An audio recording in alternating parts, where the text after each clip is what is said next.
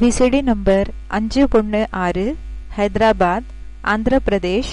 Murali date 1/5/67. Clarification date 18/9/2006.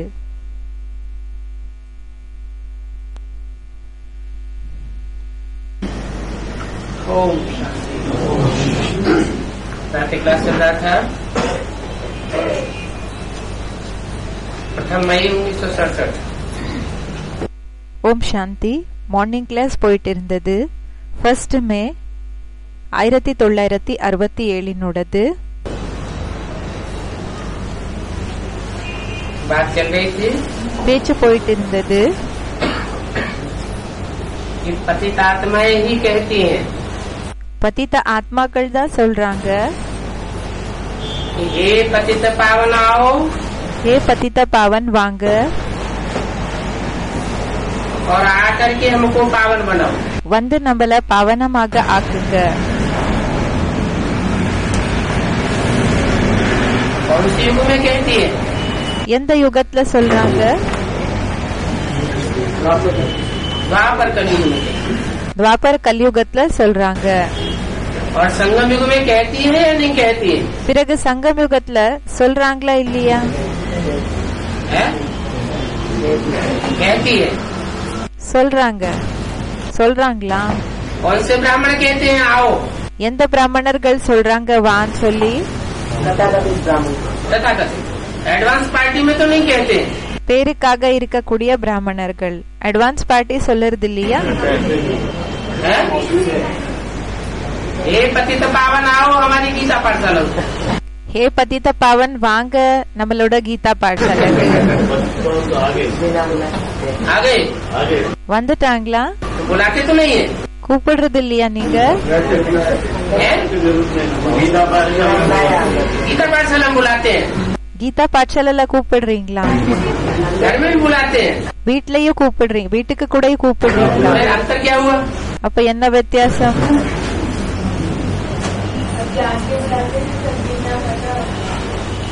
मुरली में ही बोला हुआ है. முரளிலேயே சொல்லிருக்காங்க, जो पतित पावन बाप को बुलाते हैं, पतित पावन सीताराम को बुलाते हैं. யாரு பதித்த பாவன் அப்பாவை கூப்பிடுறாங்க, பதித்த பாவன் சீதாராமனை கூப்பிடுறாங்க, वही पतित से पावन बनते हैं. அவங்கதான் பதித்தர்ல இருந்து பாவனமாக ஆகுறாங்க. जो बुलाते नहीं है யாரு கூப்பிடுறது இல்லையோ वो पतित से पावन அவங்க பதித்தர்ல இருந்து பாவனம் बनते भी नहीं. ஆகிறது கூடயும் இல்ல.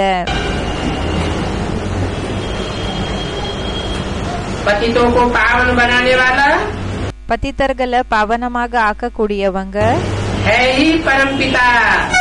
அவங்க பரம்பிதா தான் இருக்காங்க. परम है, பரமா இருக்காங்க, पुरुषोत्तम है. புருஷோத்தமா இருக்காங்க. अर्थात அப்படி என்ன?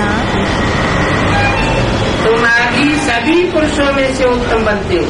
நீங்க இப்போ எல்லா ஆத்மாக்கள்ல உத்தமமானவங்களாக ஆகுறீங்க. और पुरुषोत्तम होते ही है देवताएं. பிறகு புருஷோத்தம் தேவதைகள் தான் புருஷோத்தமாக இருப்பாங்க. तुम बच्चे ही खुद पुरुषोत्तम थे. குழந்தைகளான நீங்க தான் சுயம் புருஷோத்தமாக இருந்தீங்க.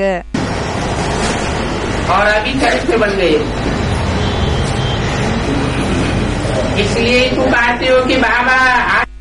பிறகு இப்போ பவித்திரம் ஆயிருக்கீங்க, பவித்திரம் ஆயிட்டு இருக்கீங்க. அதனாலதான் கேக்குறீங்க, சொல்றீங்க பாபா करके हमको फिर से पावन बनाओ.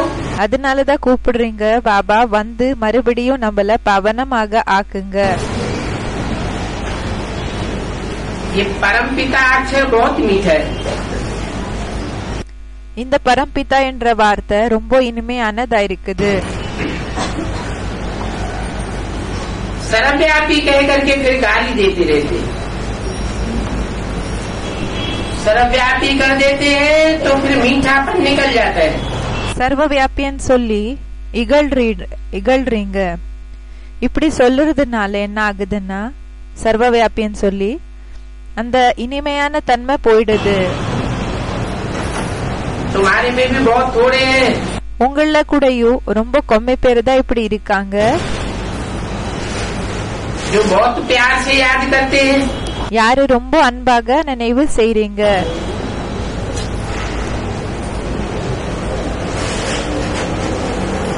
वो स्त्री पुरुष तो एक दो को स्कूल में याद करते हैं. அந்த பெண்ணு பிறகு ஆண் என்ன செய்யறாங்கன்னா, கணவன் மனைவி ஸ்தூல ரூபத்துல ஒருத்தர் இன்னொருத்தர நினைவு செய்யறாங்க. ये आत्माओं का परमात्मा को याद करना बहुत प्यार से होता है.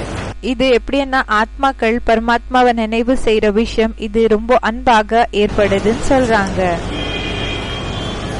भक्ति मार्ग में भी इतने प्यार से पूजा नहीं करते. பக்தி மார்க்கத்துல கூடயும் இவ்வளவு அன்பாக பூஜை செய்யறது கிடையாது,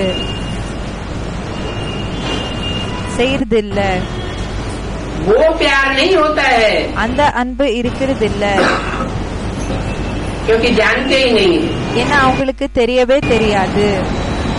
जब जानते ही नहीं है எப்போ தெரியவே தெரியாதோ तो दिली प्यार कैसे होगा. அப்போ அந்த ஒரு மனதினோட அந்த மனதுக்குள்ள இருக்கிற அந்த அன்பு என்றது எப்படி ஏற்படும், எப்படி இருக்கும்? आत्मा कहती है मेरा बाबा, ஆத்மா சொல்லுது என்னோட பாபா. हर एक भाई कहता है कि बाबा ने हमको परिचय दिया. ஒவ்வொரு பிரதர் கூடயும் இதுதான் சொல்றாங்க, பாபா நமக்கு அறிமுகம் கொடுத்தாங்க, बाबा ने हमको पढ़ाया. பாபா நமக்கு படிக்க வச்சாங்க. भक्ति मार्ग में भी बाबा बाबा कह करके तुमको बातें आई. பக்தி மார்க்கத்துல கூடயும் பாபா பாபான்னு சொல்லி நீங்க கூப்பிட்டுட்டே தான் வந்திருக்கீங்க.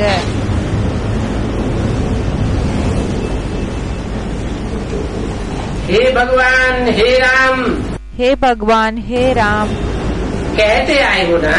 சொல்லிட்டே தான் வந்திருக்கீங்க இல்லையா? परंतु भक्ति मार्ग में वो लव नहीं था. ஆனா பக்தி மார்க்கத்துல அந்த அன்பு இருக்கல. जिस प्यार से कुछ निकलता हो, அந்த அன்பாக வர்ற விஷயம் என்றது இருக்கிறது இல்ல. यहाँ तो उनसे लव रहता है. இங்க அவங்க கூட அன்பென்றது இருக்கும். बाप का बच्चे से लव रहता है ना. அப்பாக்கு குழந்தை மேல அன்பு இருக்கோ இல்லையா? बच्चे का बाप से रहता है, குழந்தைக்கு அப்பா மேல அன்பு இருக்கும். क्योंकि बाप से वर्षा मिलता है. ஏன்னா அப்பா இடம் இருந்து சொத்து கிடைக்குது. जितना जास्ती वर्षा எந்த அளவுக்கு அதிக சொத்து, उतना बच्चे का लव அந்த அளவுக்கு குழந்தையினோட அன்பு जास्ती होगा. அதிக இருக்கும்.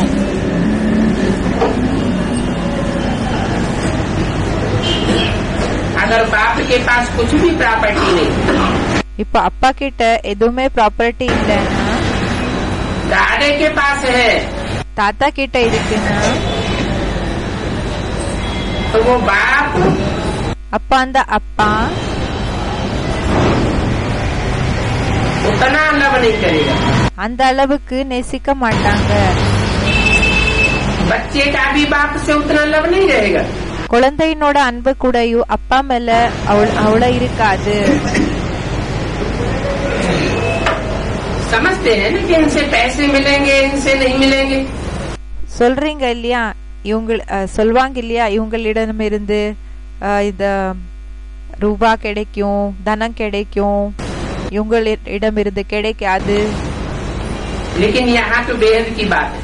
ஆனா இங்க எல்லாருக்கு அப்பாற்பட்ட விஷயமா இருக்கு. तो बच्चे जानते हो हमको बाप पढ़ाते हैं, குழந்தைகளான உங்களுக்கு தெரியும் நமக்கு அப்பா படிக்க வைக்கிறாங்க. और ये तो बहुत ही खुशी की बात है.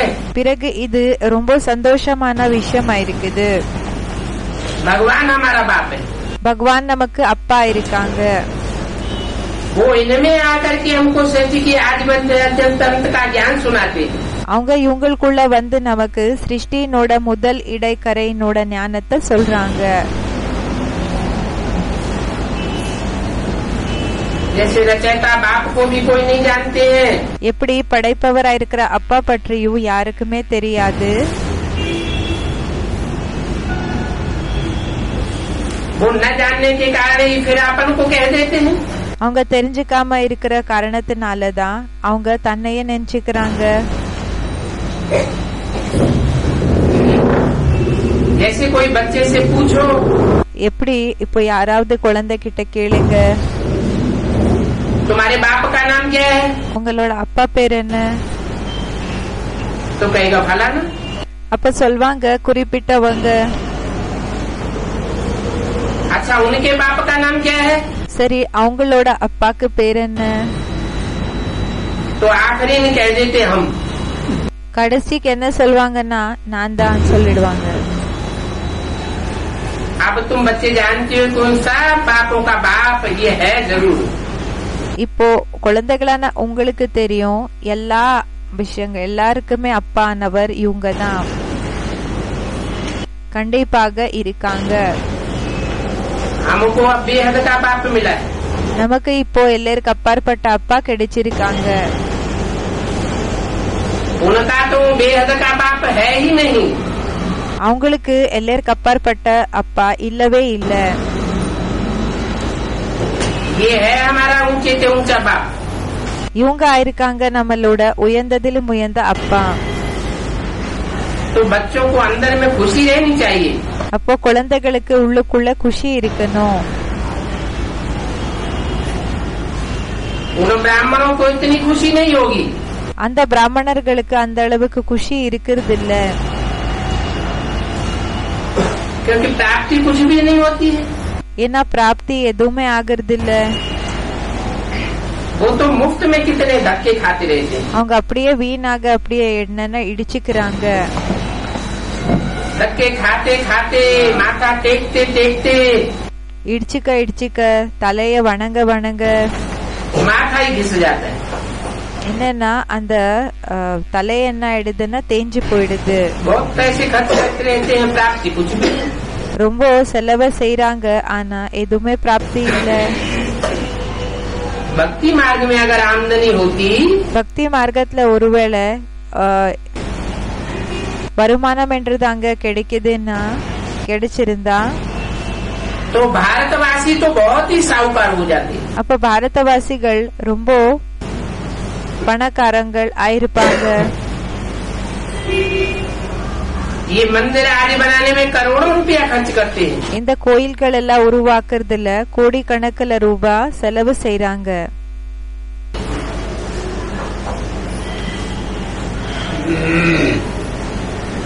और तुम्हारा सोमनाथ का मंदिर सिर्फ एक ही तो नहीं था। இப்போ உங்களோட சோம்நாத் கோயில் வெறும் ஒண்ணு மட்டும் இருக்குல்ல இல்லையா? सभी राजाओं के पास मंदिर थे। எல்லா ராஜா கிட்டையும் கோயில்கள் இருந்தது. तुमको भी कितने पैसे दिए थे? உங்களுக்கு கூடயும் எவ்வளோ பைசாவை கொடுத்திருந்தாங்க. 5000 वर्ष पहले तुमको विश्व का मालिक बनाया था। 5,000 வருஷங்களுக்கு பின்னாடி உங்களை உலகத்துக்கு எஜமான் ஆக்கியிருந்தாங்க. ऐसे और कोई नहीं कह सकता। இப்படி வேற யாரெல்லாம் கூடயும் சொல்ல முடியாது. ये शब्द सिर्फ बाप ही आकर के कहते हैं। இந்த வார்த்தைகள் வெறும் அப்பாதான் வந்து சொல்றாங்க. कि आज से இன்னிலிருந்து 5000 साल पहले 5,000 வருஷங்களுக்கு முன்னாடி तुमको आकर के राजयोग सिखा करके உங்களுக்கு வந்து ராஜயோகத்தை கத்து கொடுத்து ऐसा लक्ष्मी नारायण बना करके गए थे। இப்படி லட்சுமி நாராயணர்களாக ஆக்கி போயிருந்தாங்க. 1 मई 1967 की वाणी का दूसरा। तो बुद्धि में ये आना चाहिए कि हम ऊंच से ऊंच थे। அப்ப புத்தில இந்த விஷயம் வரணும், நம்ம உயர்ந்ததிலும் உயர்ந்தவர் ஆயிருந்தோம். पुनर्जन्म लेते लेते மறு ஜன்மத்தை எடுத்து எடுத்து अब कदम जमीन पर आकर के पड़े। இப்போ அந்த ஸ்டெப்ன்றது எப்படின்னா நிலத்துக்கு மேல வந்து விழுந்திருக்கு. और पूरे सालवेंट पौड़ी मिसल आकर के बन गए। பிறகு முழுமையாக இந்த சோழி போல சால்வெண்ட் ஒண்ணுமே இல்லாதவங்க பிறகு சோழி போல ஆயிருக்கிறோம். अभी फिर हम ऊंचे ऊंचे बाबा के पास जाते हैं. இப்ப மறுபடியும் நாம உயர்ந்ததிலும் உயர்ந்த பாபா கிட்ட போகிறோம். ऐसे ऊंचे बाबा के पास जाते हैं இப்படிப்பட்ட உயர்ந்த பாபா கிட்ட போகிறோம். जो हमको ऊंचे ऊंचे विश्व का मालिक बनाते हैं.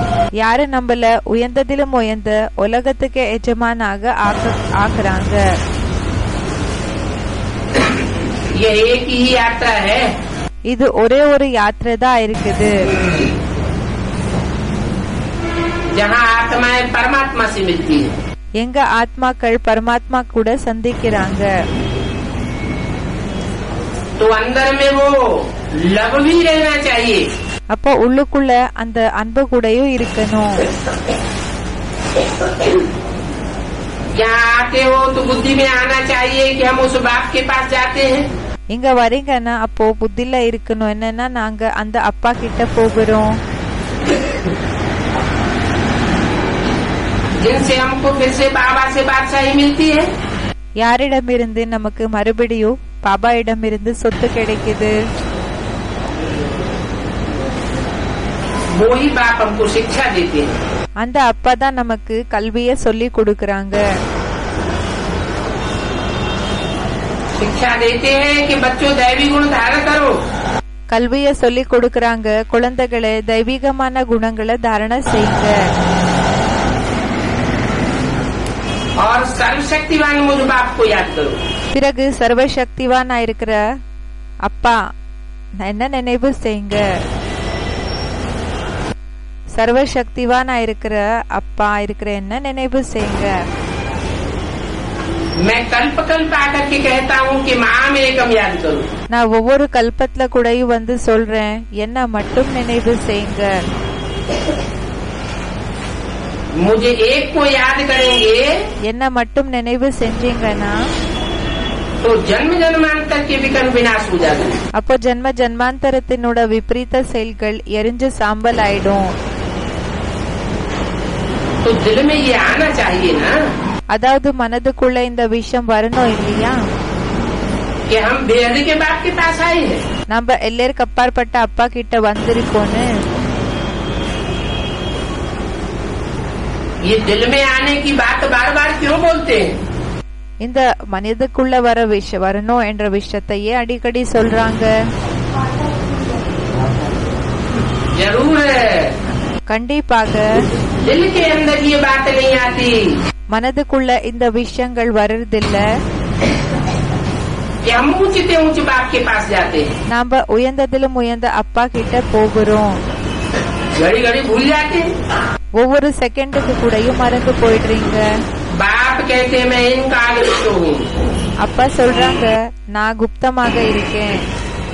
आत्मा कहती है मैं गुप्त हूँ. ஆத்மா சொல்லுது நான் குப்தமாக बहुत छोटी இருக்கேன். बिंदी. ரொம்ப சின்ன பிந்தி. इतने बड़े शरीर में विराजमान. இவ்வளவு பெரிய சரீரத்துல உட்கார்ந்து இருக்கு.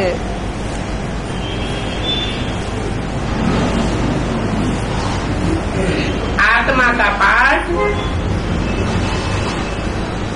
शरीर के द्वारा चलता है ना. ஆத்மாவோட பார்ட் சரீரம் மூலமாக போகுது இல்லையா. ये बातें तुम अभी समझते हो.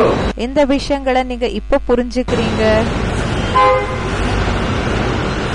और जानते हो कि हम जाते हैं शिव बाबा ब्रह्मा दादा के पास. பிறகு இந்த விஷயத்தை பற்றி தெரியும். சிவ் பாபா அங்க என்ன செய்யறோம்னா சிவ் பாபா கிட்ட போகிறோம் பிரம்மா தாதா மூலமாக. जो कि अभी संगम युग में कंबाइंड होकर के पार्ट बजाते हैं. யாரு சங்கம் யுகத்துல இப்போ கம்பைன்ட் ஆகி பாட்ட செய்யறாங்க. कौन कौन? யார் யாரு? शिव बिंदी नहीं. சிவன் பிந்தி இல்ல. शिव बाबा. சிவ் பாபா. और साथ में பிறகு அது கூட ब्रह्मा बाबा. பிரம்மா பாபா. उनको बाबा कहें या दादा कहें? அவங்கள பாபான்னு சொல்றதா இல்லன்னா தாதான்னு சொல்றதா? ब्रह्मा को क्या कहें? பிரம்மாக்கு என்னன்னு சொல்றது? बूढ़ा तन था तो बाबा, வயசான சரீரமாக இருந்தது, அதனால பாபா. अभी तन तो छूट गया, இப்போ சரீரம் போயிடுச்சு. आत्मा तो वही है, ஆத்மா அதே ஆத்மா தான். लेकिन वो आत्मा वो है ஆனா அந்த ஆத்மா இருக்காங்க. जो 500 करोड़ का जो झाड़ तैयार होता है उसमें पहला पहला இப்ப 500 கோடி ஆத்மாக்களோட மரம் என்ன ரெடி ஆகுதோ அதுல ஃபர்ஸ்ட் पत्ता है। இலையா இருக்காங்க. तो हमारा बड़ा भाई हुआ, அதாவது அவங்க நம்மளோட பெரிய அண்ணா நாங்க. तो कहा दादा, அப்போ சொன்னாங்க தாதா. दोनों कंबाइंड है, 2 பேரு கம்பைன்டு. कहेंगे हम विश्व के मालिक बनते हैं, சொல்றாங்க நான் உலகத்துக்கு எஜமான் ஆகுறேன். कौन कहेंगे? யாரு சொல்லுவாங்க? है? राम की आत्मा कहेगी, ராமனோட ஆத்மா சொல்லுமா? कृष्ण की आत्मा नहीं कहेगी। கிருஷ்ணனோட ஆத்மா சொல்ல மாட்டாங்களா? प्रवेश करके विश्व के मालिक नहीं बनते हैं, பிரவேசமாகி உலகத்துக்கு எஜமான் ஆகுறது இல்லையா? बनते हैं, ஆகுறாங்களா? जन्म नहीं लेते, ஜன்ம எடுத்துக்கிறது இல்லையா? है? बाद में बनते हैं ना, पहले பிறகு ஆகுறாங்க இல்லையான்னு என்னமோ சொல்றாங்க மாதாஜி. कृष्ण की सोल கிருஷ்ணனோட ஆத்மா विश्व के मालिक पने का एहसास करती है या नहीं करती है? உலகத்தினோட எஜமான் ஆயிருக்கிற என்ற ஒரு அந்த தன்மையை நினைவு செய்யறாங்களா இல்லையா? कब करती है? எப்போ நினைவு அந்த அனுபவத்தை செய்வாங்க?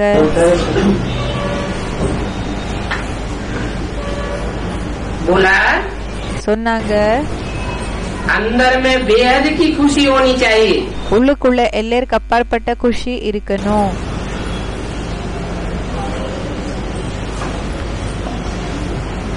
खुशी आत्मा को कब होती है? ஆத்மாக்கு குஷி எப்போ ஆகுது?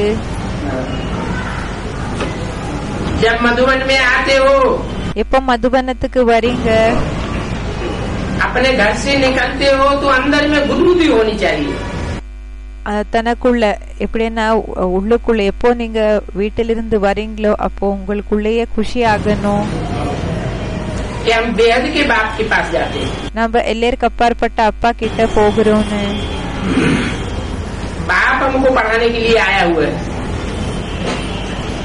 அப்பா நமக்கு படிக்க வைக்கிறதுக்காக வந்திருக்காங்க.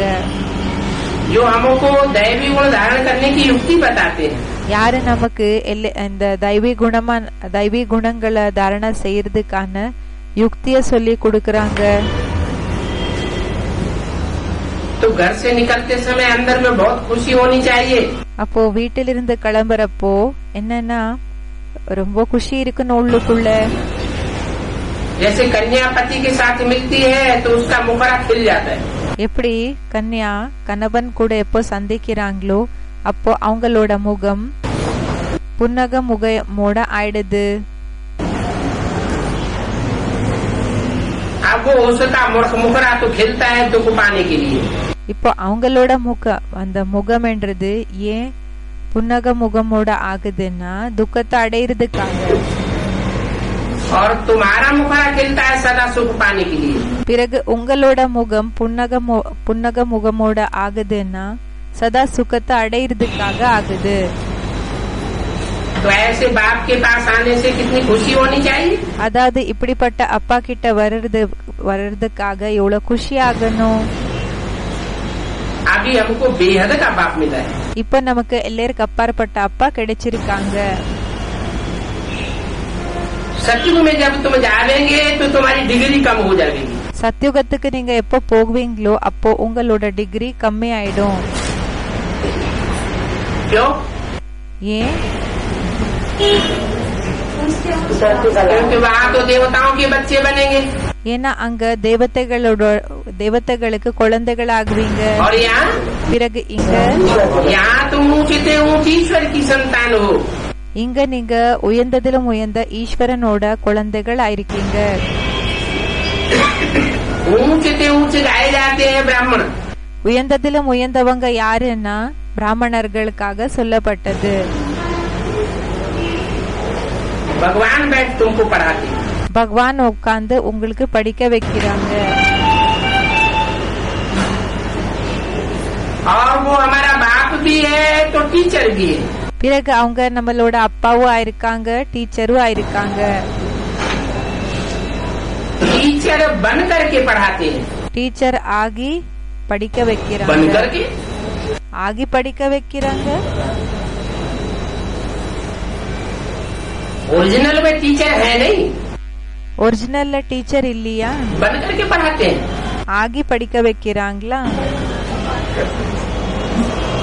जैसे कहते हैं बाप विदेशी बन करके आया हुआ है. எப்படி அப்பா சொல்றாங்க, அப்பா விதேசியாக வந்திருக்காங்க. तो विदेशी बन करके आया हुआ है இப்போ விதேசி ஆகி வந்திருக்காங்கன்னா या विदेशी है. விதேசி ஆகி வந்திருக்காங்களா இல்லன்னா விதேசி தான் ஆயிருக்காங்களா? है? बनकर से आया. विदेशी है. விதேசி ஆயிருக்காங்களா? तो बाप टीचर बन करके पढ़ाते हैं. அதாவது அப்பா டீச்சர் ஆகி படிக்க வைக்கிறாங்க. फिर पावन बनाए करके साथ में भी ले जाएंगे. பிறகு பாவனமாக ஆக்கி கூட கூடயும் அழைச்சிட்டு போகுவாங்க.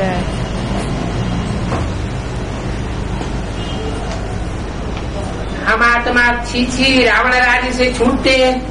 ஆத்மாக்களா இருக்கிற நாம சீச்சி ராவண உலகத்திலிருந்து அதிலிருந்து தூரமாகிறோம். तो अंदर में बहुत अथाह खुशी होनी चाहिए. அப்போ உள்ளுக்குள்ள ரொம்ப அதிக குஷி ஆகணும். जबकि बाप विश्व का मालिक बनाते हैं. நம்மள அப்பா உலகத்துக்கே எஜமானாக ஆக்குறாங்க. तो पढ़ाई कितनी अच्छी रीति पढ़नी चाहिए. அப்போ படிப்பு எவ்வளவு நல்லபடியாக படிக்கணும். जो स्टूडेंट्स अच्छी रीति पढ़ते हैं எந்த ஸ்டூடெண்ட்ஸ் நல்லபடியாக படிக்கிறாங்க वो अच्छे मार्क्स से पास होते हैं. அவங்க நல்ல மார்க்ஸை எடுத்து பாஸ் ஆகுறாங்க.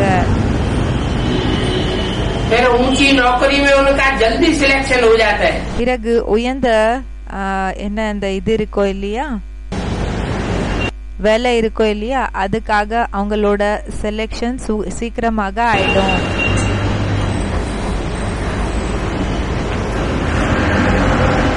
यहाँ कहते भी है இங்க சொல்லவும் செய்றாங்க, बाबा हम नारायण बनेंगे. பாபா நம்ம நாராயண ஆகுவோம். है ही नर से नारायण बनने की कथा. இது நரசே நாராயண் ஆகிறதுக்கான கதை தான் இருக்குது.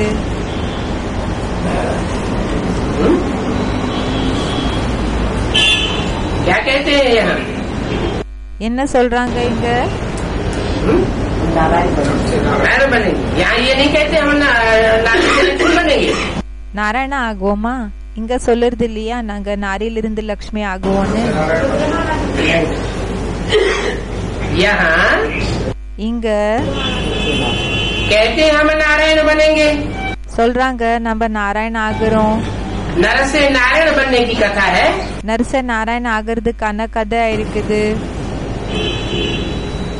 नारी से நாரியிலிருந்து लक्ष्मी बनने की कथा नहीं है. லக்ஷ்மி ஆகிறதுக்கான கதை இல்ல. वो दुनिया में झूठी कथाएं जन्म जन्मांतर तुम सुनते आए. இந்த உலகத்துல பொய்யான கதைகள் நீங்க ஜென்ம ஜென்மாந்தர கேட்டுக்கிட்டே தான் வந்திருக்கீங்க.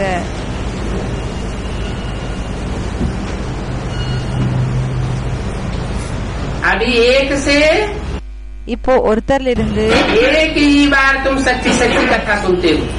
ஒரே தடவை தான் நீங்க உண்மையான கதைய கேக்குறீங்க. वो कथा फिर भक्ति मार्ग में चलती आती है. அந்த கதை என்ன செய்யப்படுகிறதுன்னா பக்தி மார்க்கத்துல அத பாடிட்டே தான் வராங்க.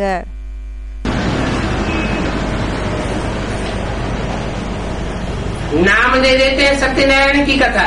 பேரை கொடுத்துடுறாங்க சத்யநாராயணனோட கதைன்னு சொல்லி. लेकिन नाम मात्र है. ஆனா வெறும் பேருக்கு மட்டும்தான். उसमें बायोग्राफी नारायण की ஆனா அதுல பயோகிராஃபின்றது நாராயணனோடது कुछ भी नहीं बताते. எதுவுமே சொல்லுறது இல்ல.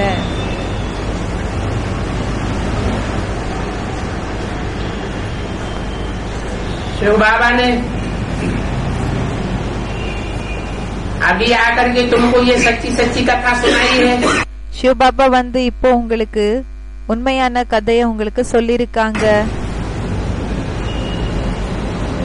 शिव बाबा की फिर बड़ी बड़ी जयंती मनाते हैं।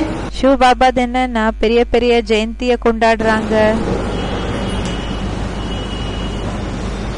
लेकिन जो जयंती मनाने वाले हैं ஆனா யாரு ஜெயந்திய கொண்டாடக்கூடியவங்க இருக்காங்க, वो ये नहीं जानते कि वो कब आया। அவங்க இந்த விஷயத்த தெரிஞ்சுக்கிறது இல்ல. அவங்க எப்போ வராங்க, வந்தாங்க, क्या किया, என்ன செஞ்சாங்க, कुछ भी नहीं जानते। எதுவுமே தெரியாது. कौन है जयंती मनाने वाले? யாரா இருக்காங்க ஜெயந்திய கொண்டாடக்கூடியவங்க? दुनिया वाले तो महाशिवरात्रि मनाते हैं। உலகத்தினார் மகா சிவராத்திரிய கொண்டாடுறாங்க. कि शिव जयंती मनाते हैं। இல்லன்னா சிவ ஜெயந்திய கொண்டாடுறாங்க. तो महाशिवरात्रि मनाते हैं, அவங்க மகா சிவராத்திரிய तो கொண்டாடுறாங்க. जानते ही नहीं அவங்களுக்கு தெரியவே தெரியாது कि महाशिवरात्रि पर शिव आया होगा। மகா சிவராத்திரி டைம்ல சிவன் வந்திருப்பாங்க. दुनिया वाले भी जानते हैं वो तो निराकार है। உலகத்தினர்களுக்கு கூட தெரியும் அவங்க நிராகாரா இருக்காங்க. ज्योतिर्लिंगम कहते हैं। ஜோதிர்லிங்கம்னு சொல்றாங்க. तो किसकी बात है? அப்போ யார் விஷயமா இருக்குது? जो नहीं जानते हैं कि वो कब आया क्या किया, फिर भी जयंती मनाते रहते। அவங்களுக்கு தெரியாது எப்போ வந்தாங்க என்ன செஞ்சாங்க, ஆனாலும் கூடயும் ஜெயந்திய கொண்டாடிட்டே தான் இருக்காங்க. जयंती साकार की मनाई जाती है ஜெயந்தி சாக்காரனோடது கொண்டாடப்படுகிறதா या निराकार की मनाई जाती है? இல்லன்னா நிராகாரனோடது ஜெயந்தி கொண்டாடப்படுகிறதா? साकार की जयंती मनाई जाती है। சாக்காரனோட ஜெயந்திய கொண்டாடப்படுகிறது. जयंती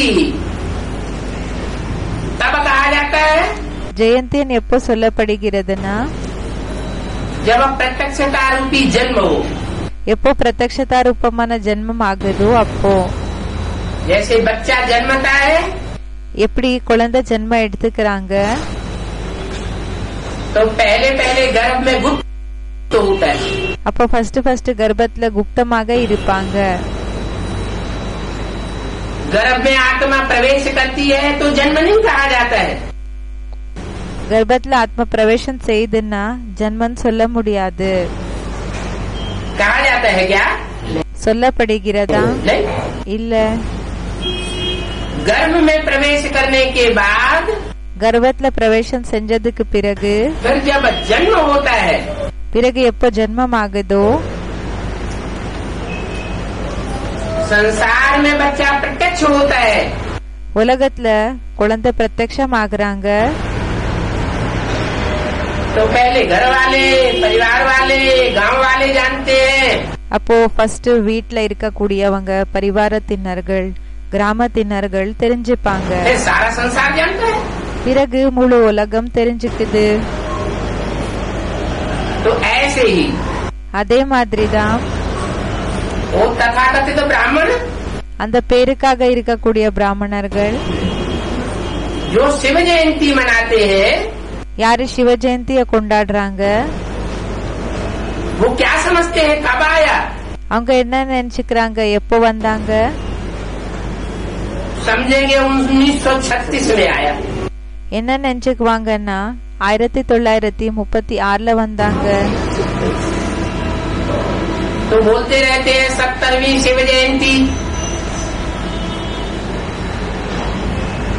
तो क्या 70 साल पहले आया? இப்போ சொல்றாங்க 70வது சிவ ஜெயந்தி. அப்ப என்ன 70 வருஷத்துக்கு பின்னாடி 70 வருஷத்துக்கு முன்னாடி என்ன வந்திருந்தாங்களா? प्रवेश होने को जयंती कहेंगे क्या? பிரவேಶ ஆகிறதுக்கு ஜெயந்தின்னு சொல்வாங்களா? जैसे भक्ति मार्ग वाले मानते रहते हैं, मनाते रहते हैं। எப்படி பக்தி மார்க்கத்தினர்கள் ஏத்துக்கிறாங்க, கொண்டாடிக்கிட்டே வராங்க. उन भक्ति मार्ग वालों की देखा तूने? அந்த பக்தி மார்க்கத்தினர்களை பார்த்து वो तथाकथित ब्राह्मण भी मनाते रहते हैं। அந்த பேருக்காக இருக்கக்கூடிய பிராமணர்கள் கூடயும் கொண்டாடிக்கிட்டே தான் வராங்க.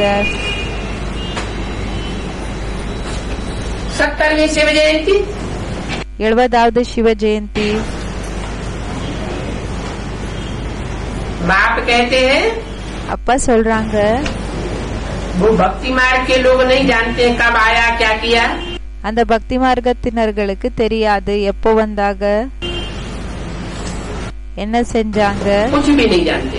எதுவுமே தெரியாது. और तुम तो जानते हो. பிறகு உங்களுக்கு தெரியும் कब आया, எப்போ வந்தாங்க, कब आया, எப்போ வந்தாங்க, जब दूसरी मूर्ति प्रत्यक्ष होती है संसार में. எப்போ இன்னும் 2வது மூர்த்தி பிரத்யக்ஷம் ஆகுறாங்களோ உலகத்துல. कौन से संसार में प्रत्यक्ष होती है. எந்த உலகத்துல பிரத்யக்ஷம் ஆகுறாங்க, ब्राह्मणों के संसार में प्रत्यक्ष होती है. பிராமணர்களினோட உலகத்துல பிரத்யக்ஷம் ஆகுறாங்க.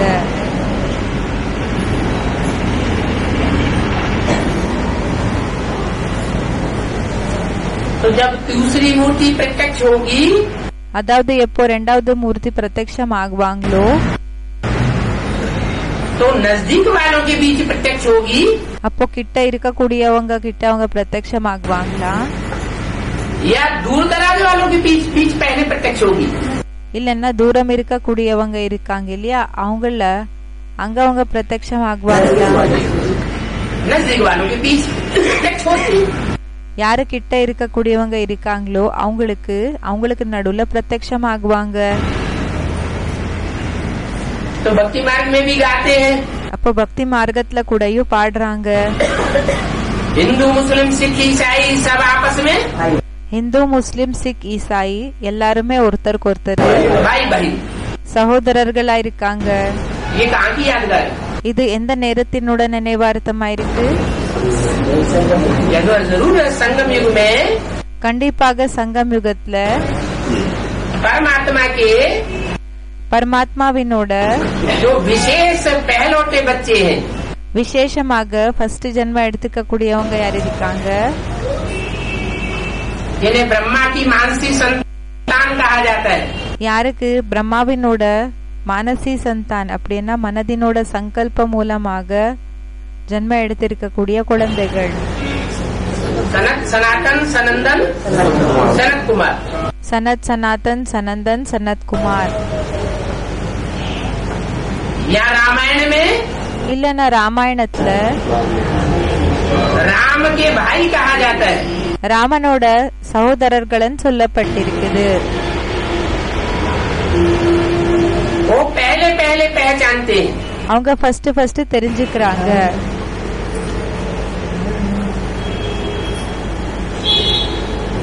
अभी तुम जानते हो. இப்போ நீங்க தெரிஞ்சுக்கிறீங்க. वो तो कह देते हैं कंसपुरी में आया. அவங்க சொல்லிடுறாங்க கம்சனோட நகரத்துக்கு வந்தாங்கன்னு.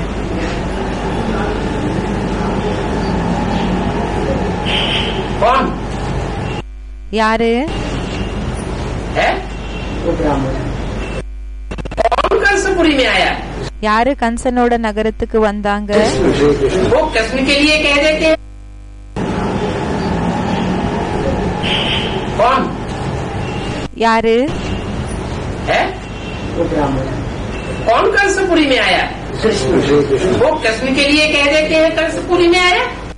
யாரு கம்சனோட நகரத்துக்கு வந்தாங்க, அவங்க கிருஷ்ணருக்காக சொல்லிடுறாங்க கம்சனோட நகரத்துக்கு வந்தாங்கன்னு. अरे அரே, कृष्ण तो 16 कला संपूर्ण. கிருஷ்ணர் 16 கலை பரிபூர்ணமானவர். कहते हैं हे कृष्ण नारायण वासुदेव. சொல்றாங்க ஹே கிருஷ்ண நாராயணன் வாசுதேவ. जो कृष्ण बनता है वो नारायण बनता है. யாரு கிருஷ்ணர் ஆகுறாங்களோ அவங்க நாராயணன் ஆகுறாங்க. तो जो 16 कला संपूर्ण नारायण है அதாவது யாரு 16 கலை பரிபூர்ணமான நாராயணன் இருக்காங்க, वो पतित दुनिया में कैसे जन्म लेगा. அவங்க பதித்த உலகத்துல எப்படி ஜென்ம எடுத்துக்குவாங்க. कंस की दुनिया तो पतित दुनिया. கம்சனோட உலகம் பதித்த உலகமா இருக்கு.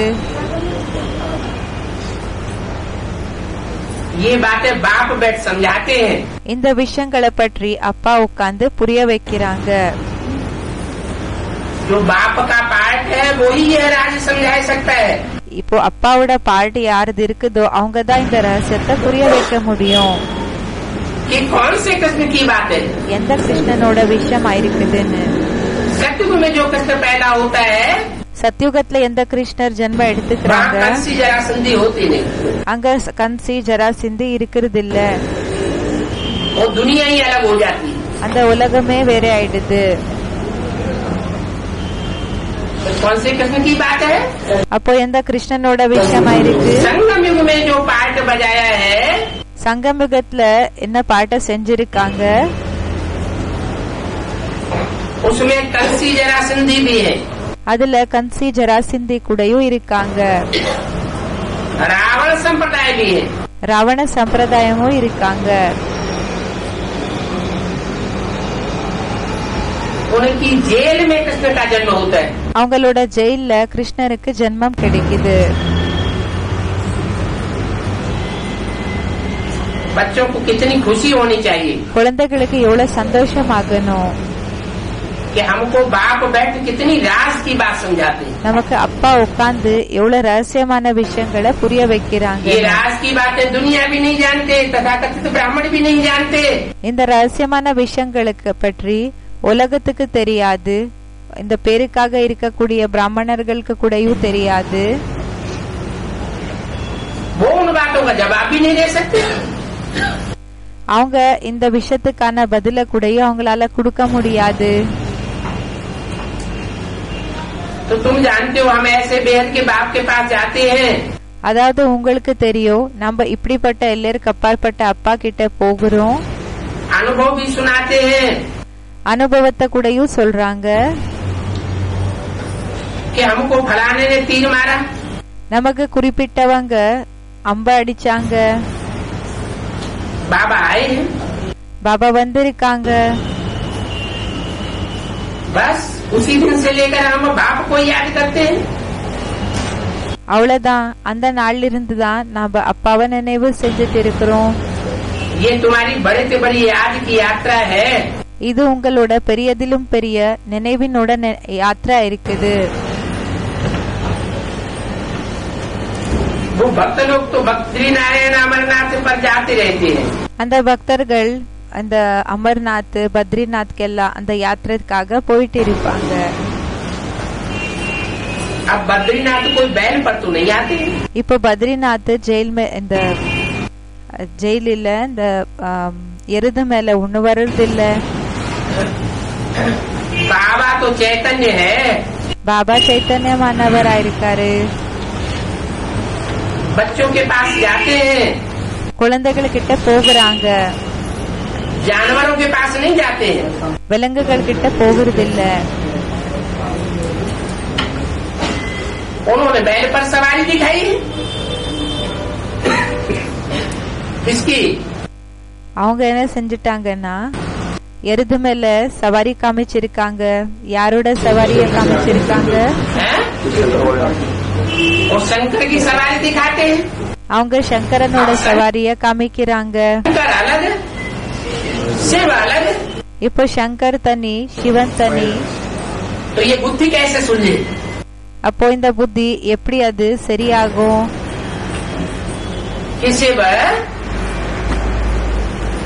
जानवर में प्रवेश करते हैं, जानवर को आके सुधारते हैं, சிவன் வந்து விலங்குகளுக்கு சொல்றாங்களா, விலங்குகளை வந்து திருத்துறாங்களா, या मनुष्य को आकर सुधारते हैं? இல்லன்னா மனிதர்களை வந்து திருத்துறாங்களா? मुरली में भी बोला हुआ है, முரளிலையும் சொல்லிருக்காங்க. मैं तुम बच्चों को आकर के सुनाता हूँ, समझाता हूँ। நான் குழந்தைகளான உங்களுக்கு வந்து சொல்றேன், புரிய ये வைக்கிறேன். बीच में सुन लेता है, இவங்க நடுவுல கேட்டுக்கிறாங்க. कौन बीच में सुन लेता है? பகவான் நடுவுல கேட்டுக்கிறாங்களா? ब्रह्मा बाबा बीच में सुन लेता है। பிரம்மா பாபா நடுவுல கேட்டுக்கிறாங்க.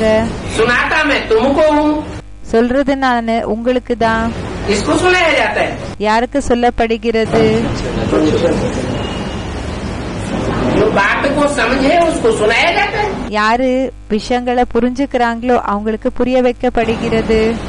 समझेगा तो करके दिखावेगा, புரிஞ்சுக்கிட்டாங்கன்னா செஞ்சு கூடயும் காமிப்பாங்க, समझेगा ही नहीं புரிஞ்சுக்கவே இல்லைன்னா तो करके कैसे दिखावेगा। அப்போ எப்படி செஞ்சு காமிப்பாங்க?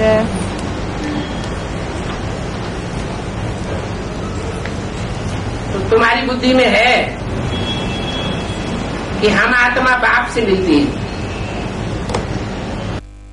குழந்தைகளான நாம ஆத்மாக்களா இருக்கிற நாம அப்பா கூட சந்திக்கிறோம்.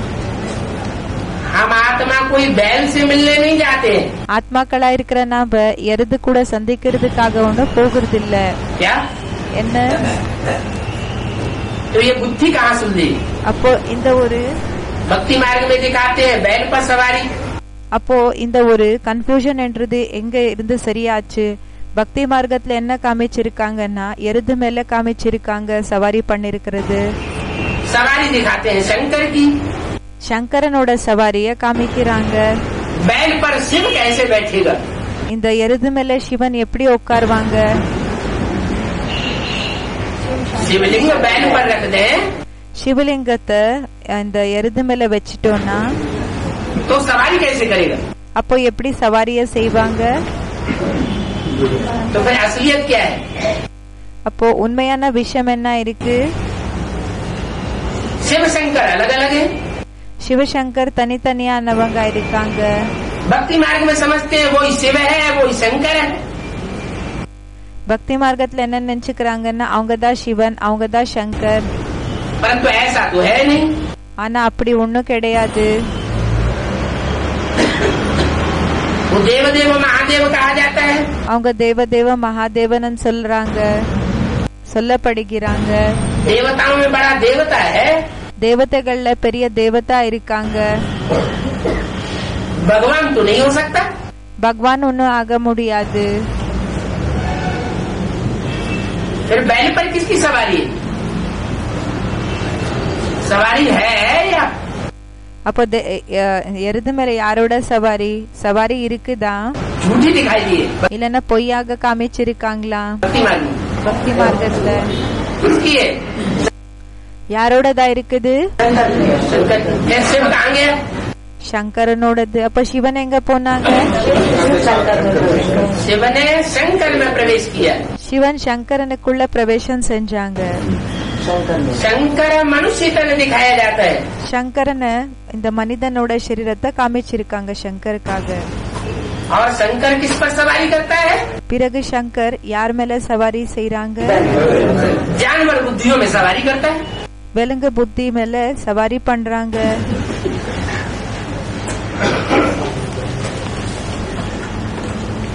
दिखाते हैं ऐसे हाई जंप लगाकर, காமிக்கிறாங்க இப்படி ஹை ஜம்ப் போட்டு, छलांग लगाकर चढ़ जाते हैं।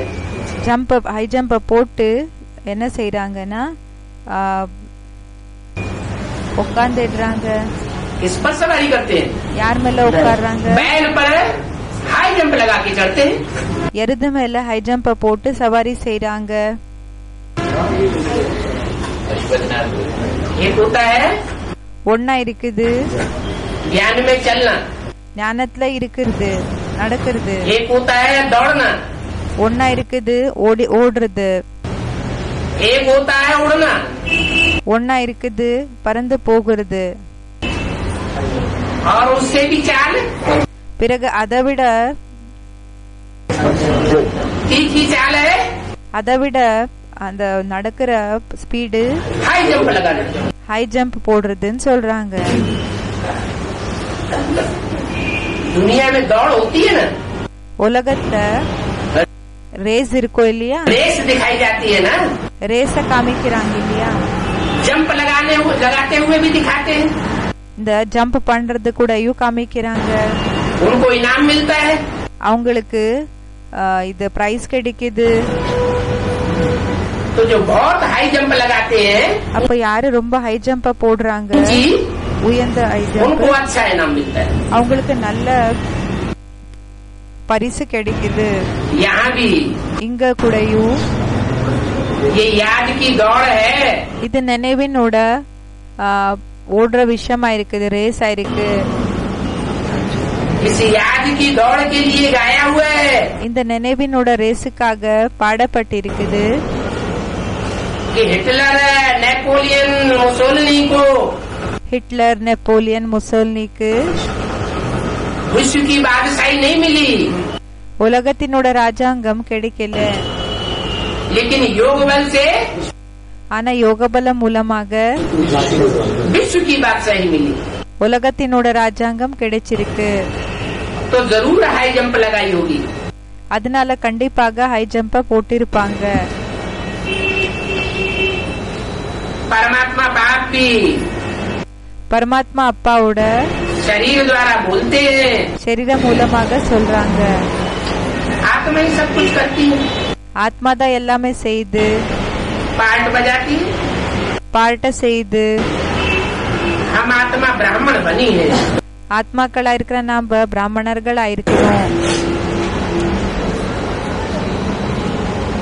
पहला पहला ब्राह्मण कौन? ஃபர்ஸ்ட் பிராமணன் யாரா இருக்காங்க? शंकर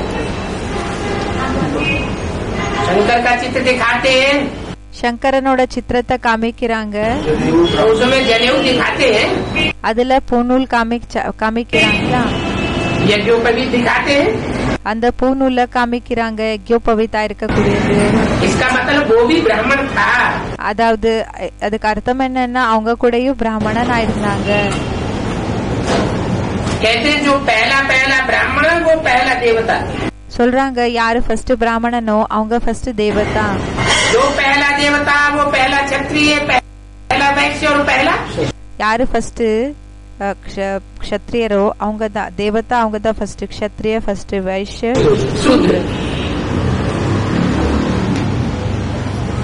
तो पहला पहला जो ब्राह्मण है அதாவது யாரு ஃபர்ஸ்ட் பிராமணனோ उसमें शिव प्रवेश करते हैं. அவங்களுக்குள்ள சிவன் பிரவேசம் செய்யறாங்க.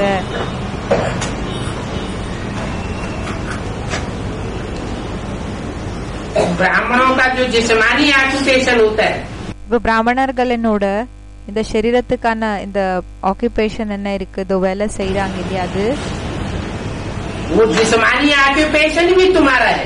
அந்த சரீரத்துக்கான ஆக்குபேஷன் கூடயும் உங்களோட தான் இருக்குது. उनका है झूठा ऑक्यूपेशन, झूठा धंधा.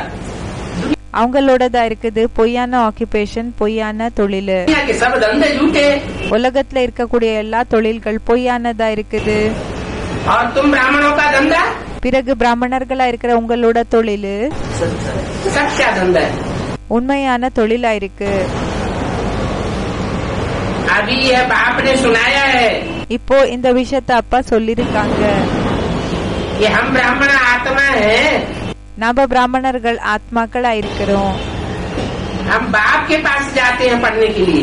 நாங்க அப்பா கிட்ட போகிறோம் படிக்கிறதுக்காக. ये है भविष्य 21 जन्मों के लिए पढ़ाई. இதா இருக்குது வருங்காலத்துல 21 ஜென்மத்துக்காக படிப்பு. और वो दुनियावी पढ़ाई है सिर्फ एक जन्म के लिए. பிறகு அந்த உலகத்துல இருக்கக்கூடிய படிப்புகள் ஒரு ஜென்மத்துக்காக, और इसी जन्म के लिए है. பிறகு இந்த ஜென்மத்துக்காக தான் இருக்குது. तो कौन सी पढ़ाई पढ़नी चाहिए அப்போ எந்த படிப்பை படிக்கணும், और कौन सा धंधा करना चाहिए? பிறகு எந்த தொழிலை செய்யணும்?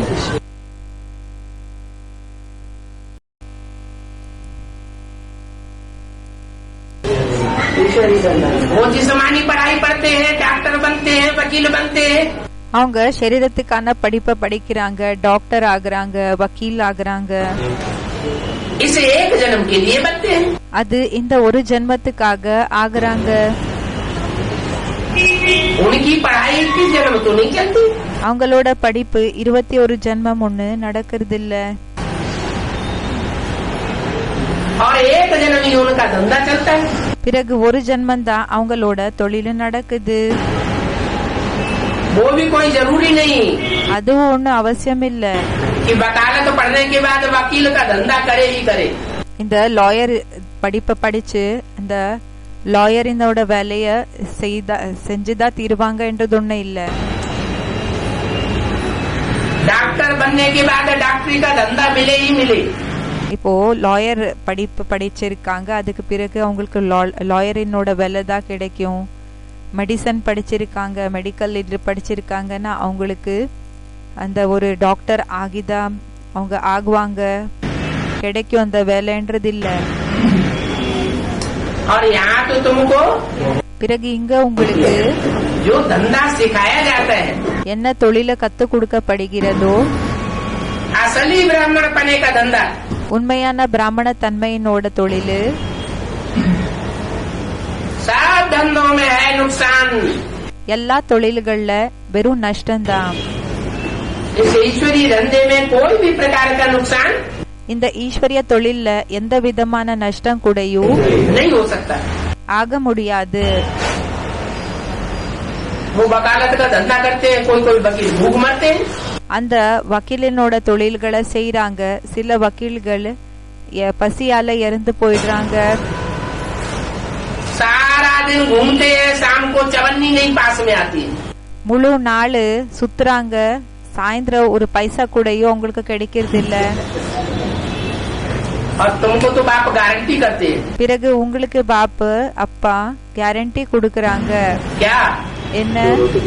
ये धंधा करने वाले இந்த தொழிலை செய்யக்கூடியவங்க भले दुनिया में अकाल पड़ता रहे, பலே உலகத்துல பஞ்சம் ஏற்படலாம், नोटों की गड्डियां सड़कों पर पड़ी रहे, நோட்டினோட அந்த கட்டுகள் அப்படியே ரோடு மேல விழுந்திருக்கலாம். लेकिन ब्राह्मण का धंधा करने वाला भूख ஆனா பிராமணர்களோட தொழிலை செய்யக்கூடியவங்க பசியால नहीं मर सकता। சாக முடியாது. फिर भी बाप कहते हैं भले दोनों धंधे करो। क्या?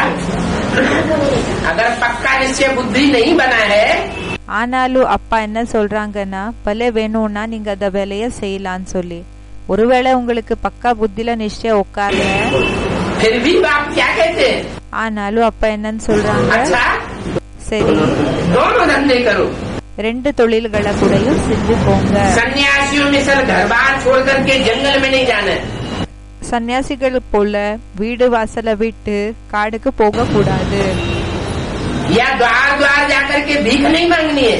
இல்லன்னா ஒவ்வொரு வாசலுக்கு கூடயும் போய் பிச்சைய கேட்க கூடாது. ये तुम्हारा प्रवृत्ति मार्ग है। இது உங்களோட இல்லற மார்க்கம் ஆயிருக்குது. पत्नी बाल बच्चों सब की पालना करनी है। இப்போ இந்த மனைவி குழந்தைகள் எல்லாருக்குமே பாலனைய கொடுக்கணும். दोनों के लिए ये पढ़ाई है। ரெண்டு பேருக்காக கூடயும் இந்த படிப்பு இருக்குது.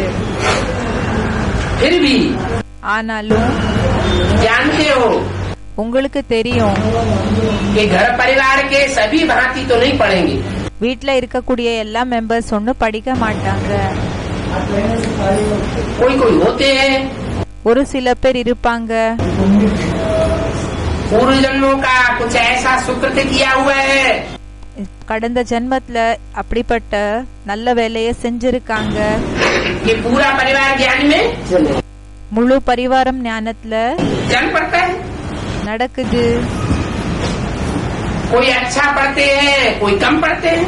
சிலர் நல்லபடியாக படிக்கிறாங்க, சில பேரு கம்மி படிக்கிறாங்க. कोई को एकदम तीर लग जाएगा। ஒரு சிலருக்கு முழுமையாக அந்த அம்புன்றது ஏற்படுது அப்படின்னா அவங்களுக்கு டச் ஆகுது இந்த விஷயங்கள். 1:67 वाणी का तीसरा। कोई तो ऐसे निकलते हैं, ஒரு சில பேர் இப்படி கூட வெளிப்படுறாங்க, कि बावले के मिसाल हंसते बोलते रहेंगे। பைத்தியம் போல பேசிட்டு இருப்பாங்க, சிரிச்சிட்டு இருப்பாங்க. पागल।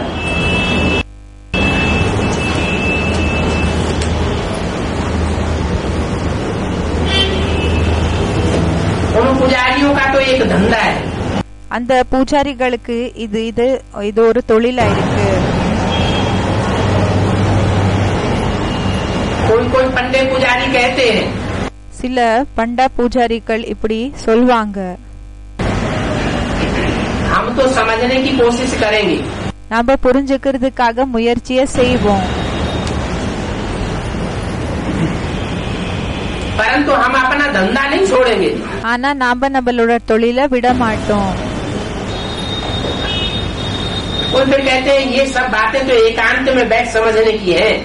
யாராவது இந்த விஷயத்த சொல்வாங்க, என்னன்னா இந்த விஷயங்கள் எல்லாமே ஏகாந்தத்துல உட்கார்ந்து புரிஞ்சுக்க கூடியதா இருக்கு. इतना कहेंगे फिर गुम हो जाएंगे. இவ்வளவு சொல்லி போயிடுவாங்க, மறைஞ்சு போயிடுவாங்க. कोई को तीर लगेगा तो आकर के समझेंगे. இப்போ சிலருக்கு இந்த அம்புன்றது டச் ஆச்சுன்னா வந்து புரிஞ்சுக்குவாங்க. कोई तो कह देते हमको फुर्सत ही नहीं. ஒரு சிலர் என்ன சொல்லிடுவாங்கன்னா நம்ம கிட்ட டைம் இல்ல. जो ऐसे बोलते हैं तो समझो उनको. இப்படி யாரு சொல்வாங்களோ அப்போ அப்படி புரிஞ்சுக்கோங்க, அவங்களுக்கு तीर लगाई नहीं, அவங்களுக்கு அம்புன்றது டச் ஆகல. देखो बाबा को तीर लगा, பாருங்க பாபாக்கு அம்புன்றது டச் ஆச்சு, तो फट से छोड़ दिया ना. அப்ப டக்குன்னு விட்டுட்டாங்க இல்லையா? किसने मारा तीर? யார் அடிச்சாங்க அம்பு? और किसको लगा तीर? பிறகு யாருக்கு அந்த அம்புன்றது டச் ஆச்சு?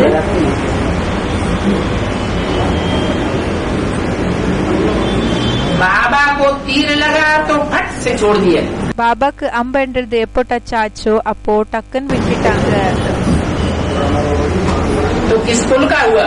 அப்போ எந்த குலத்தினர்களானாங்க? है ब्राह्मण कुल का हुआ ना. பிராமண குலத்தினர்களானாங்க இல்லையா? हमारे कुल का होगा तो निशानी क्या बताई? நம்ம குலத்தினர்கள் ஆயிருக்காங்கன்னா அதுக்காக அடையாளம் என்ன சொல்லிருக்காங்க? है हमारे कुल का होगा तो फट से खिंचा देगा. நம்ம குலத்தினர்கள் ஆயிருந்தாங்கன்னா டக்குன்னு அவங்க வந்துருவாங்க. हमारे कुल का नहीं होगा, நம்மளோட குலத்தினர்கள் இல்லன்னா तो रोज उसको सुनाते रहो उसकी बुद्धि में. தினமும் அவங்களுக்கு சொல்லிட்டு இருந்தாலும் கூடயும் அவங்களோட புத்தியில बैठेगा नहीं. உட்காராது.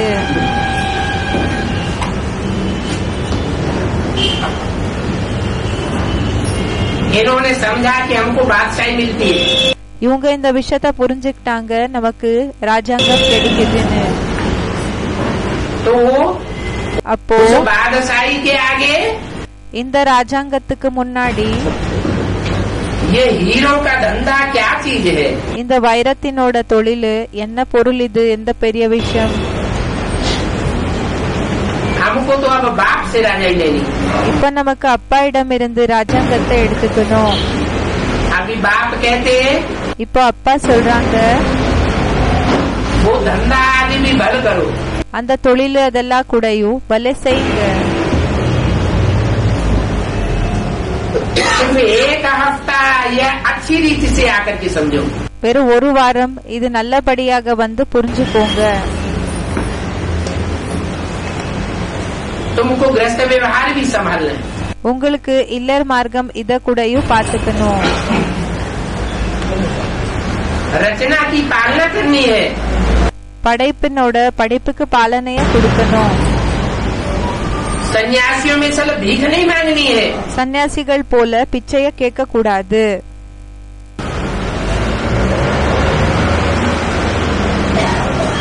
और वो सन्यासी तो रचना रच करके फिर भाग जाते.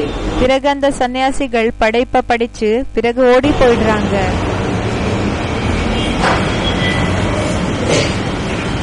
बाप कहते हैं हम तुमने रचा है. அப்பா சொல்லிருக்காங்க நீங்க படிச்சிருக்கீங்கன்னா तो फिर अच्छी रीति उस रचना की संभाल करो. அப்போ நல்லபடியாக அந்த படைப்ப அத பாத்துக்கோங்க. समझो.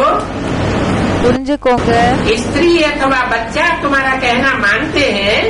ஃபார் எக்ஸாம்பிள் பாபா சொல்றாங்க, சப்போஸ் உங்களோட மனைவி பிறகு குழந்தை உங்களோட பேரு அந்த படைப்பு உங்களோட பேச்ச கேக்குறாங்கன்னா तो सपूत है.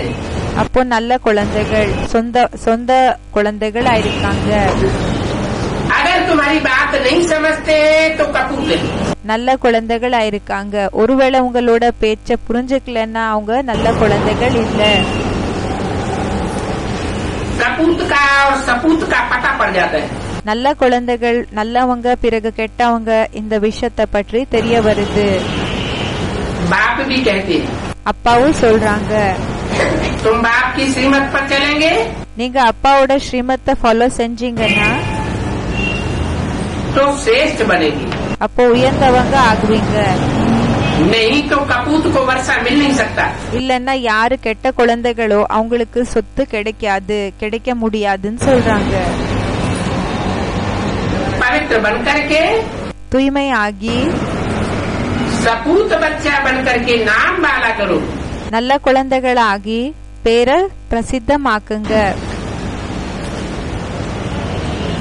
जिनको तीर लग गया फिर तो कहेंगे बस। யாருக்கு அம்பு என்றது டச் ஆச்சோ அவங்க என்ன சொல்வாங்கன்னா அவ்வளவுதான், अभी तो हम सच्ची कमाई ही करेंगे। இப்ப நாம உண்மையான சம்பாத்தியத்தை தான் செய்வோம். अब हम झूठी कमाई करने वाले இப்போ நாம பொய்யான சம்பாத்தியத்தை செய்யக்கூடியவங்க नहीं। இல்ல. बाप आए हैं शिवालय में ले जाने, அப்பா வந்திருக்காங்க சிவாலயத்துக்கு கொண்டு போகிறது அழைச்சிட்டு போகிறதுக்காக. तो कौन निभागा कम वक्त होगा? அப்ப யாரு துர்பாகியம் இருக்கக்கூடிய முட்டாளு இப்படி இருப்பாங்க? जो वैश्यालय में रह करके वैश्यालय का धंधा करना चाहेगा। வைஷாலயத்துல இருந்து வைஷாலத்தினோட தொழில் செய்யறதுக்காக எந்த முட்டாளு ரெடி ஆகுவாங்க?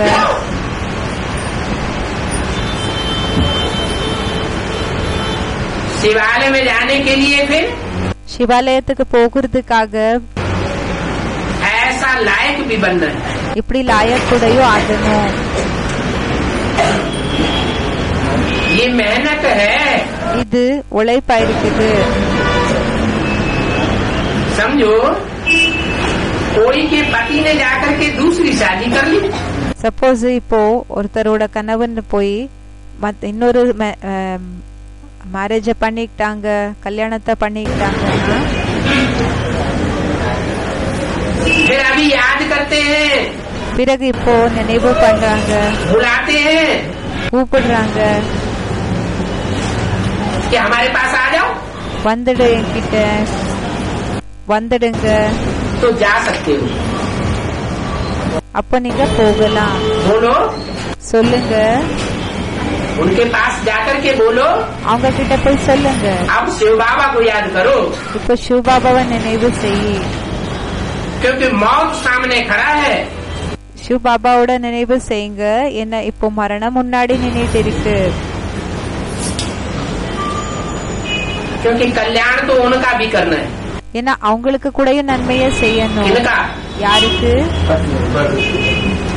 लौकिक रूप में லௌகிக்க ரூபத்துல जो रचयिता बना है, யாரு படைப்பவர் ஆயிருக்காங்க, उस रचयिता का भी அந்த படைப்பவருக்கு கூடயும் कल्याण करना है। நன்மை செய்யணும். उनको बोलो बाप को याद करो तो विकर्म विनाश होंगे।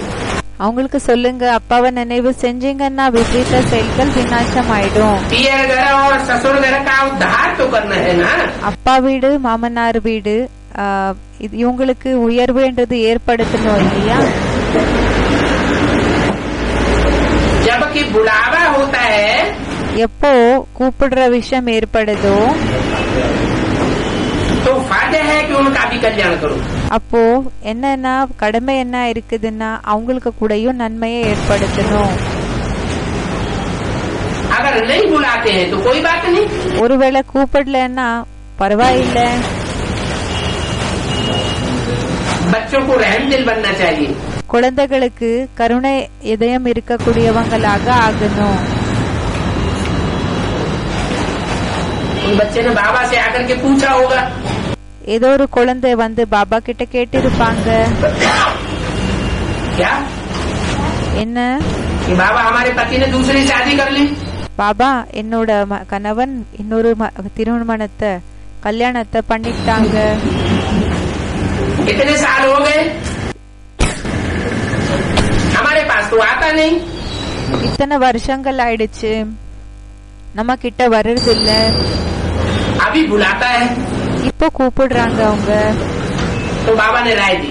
அப்போ பாபா அவங்களுக்கு வழிய கொடுத்தாங்க, சஜஷனை கொடுத்தாங்க. रहम दिल बनना चाहिए। கருணை இதயம் இருக்கக்கூடியவங்களாக ஆகணும். साधु संत आदि कोई भी हो, சாது சந்த் யார் வேணாலும் இருக்கலாம். बोलो ये है तुम्हारा है भक्ति मार्ग। சொல்லுங்க, இது உங்களோட பக்தி மார்க்கமா இருக்கு. ज्ञान का सागर तो एक ही बाप है, ஞான கடல் ஒரு அப்பா தான் இருக்காங்க. बाकी सब है अज्ञान रूपी अंधकार में ले जाने वाले। மற்றபடி எல்லாருமே அஞ்ஞான ரூபத்தினோட அஞ்ஞான ரூபமான இருட்டுல அழிச்சிட்டு போகக்கூடியவங்க.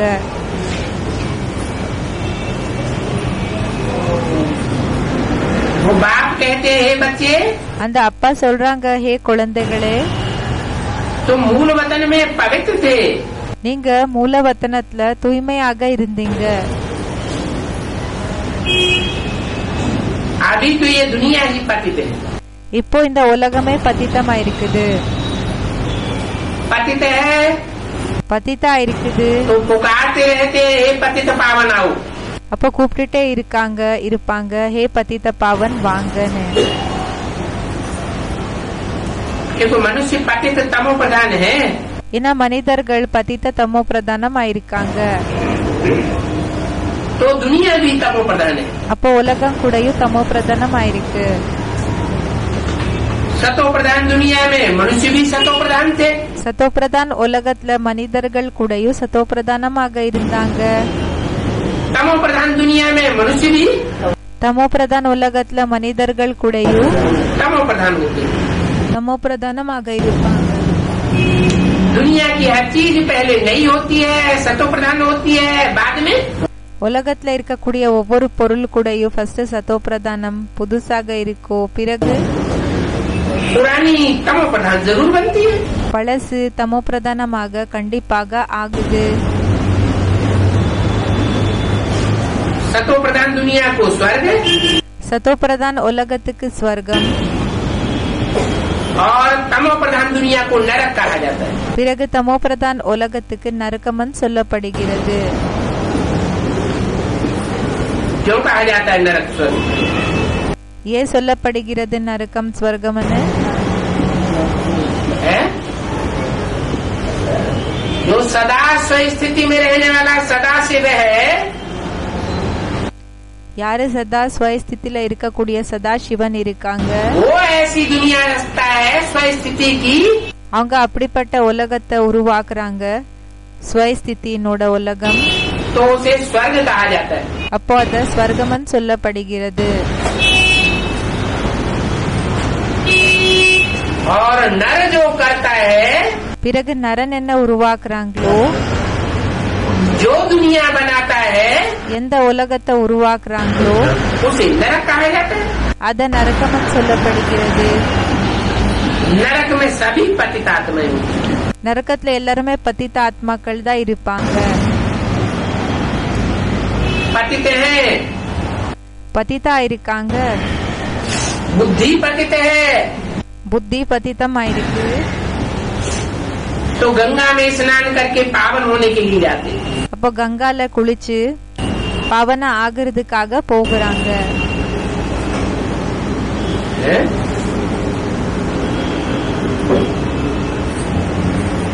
ब्राह्मणों की दुनिया में कोई गंगा में स्नान करने जाता है क्या?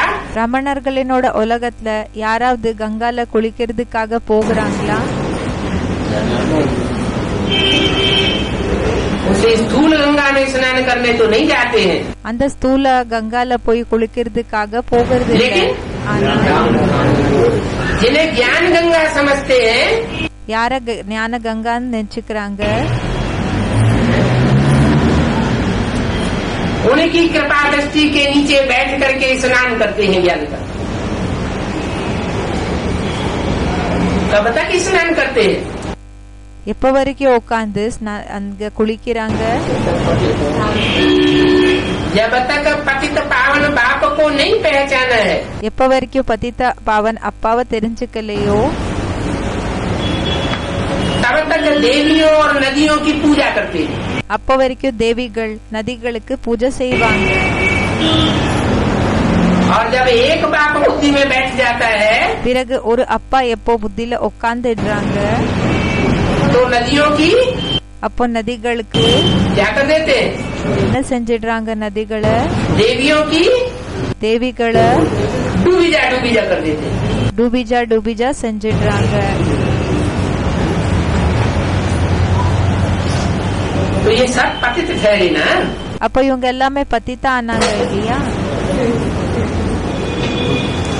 पहले तो ये समझेंगे ஃபர்ஸ்ட் இந்த விஷயத்த புரிஞ்சுக்குவாங்க, कि हम पतित हैं, நம்ம பத்தித்தமா இருக்கிறோம்.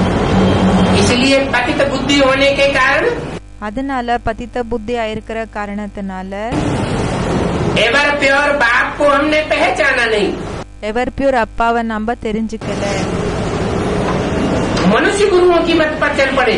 மனித குருக்களினோட டைரக்ஷனோட ஆதாரப்படி நடக்கிறதுக்கு ஆரம்பம் செஞ்சிட்டோம்.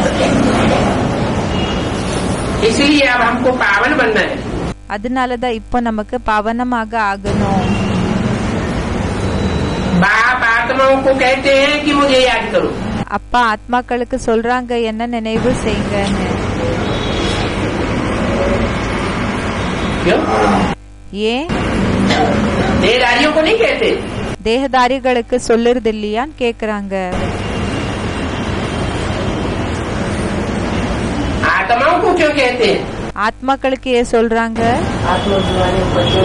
आत्मिक स्थिति में जो टिकने वाले बच्चे हैं, ஆத்மிக ஸ்திதியில நிலைக்கக்கூடிய குழந்தைகள் யார் இருக்காங்க? जो पूरे 84 जन्म लेने वाले बच्चे हैं, யாரு கம்ப்ளீட்டாக 84 ஜென்மங்கள் எடுத்துக்க கூடிய குழந்தைகள் இருக்காங்க.